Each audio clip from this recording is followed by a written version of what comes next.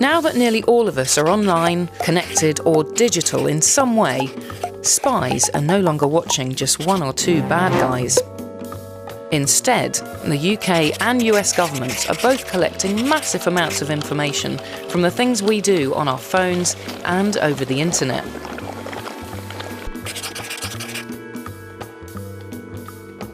There are two main ways they get hold of this information. One way is working with the companies that run these systems and tap the cables that are vital for moving all this information around. They can then sift through the huge amount of data they gather and all the messages that are there and store them in massive computer databases. Their other technique involves using their relationships with technology companies to get hold of things like emails, messages or other information straight from their US servers.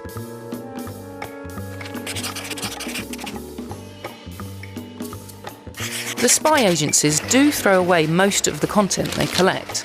They keep that on their systems for about 3 days, then discard everything that's not from one of their targets. Metadata, though, who sent a message, who it was to, when it was sent and more, is a different matter.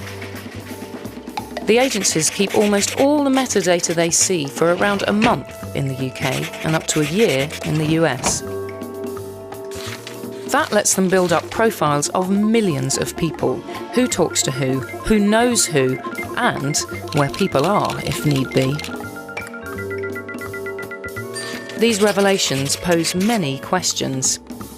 What is the balance between our right to privacy and the authorities' duty to protect us? Governments in America and the UK argue that these surveillance programs help keep us safe from terrorism. But what happens if you're wrongly accused? And should we just accept that the internet is now a different place, run by businesses and governments who can monitor it how they like? Now that you know you're being watched, how does that change your behaviour, how you talk to your friends, and how much you trust the world around you?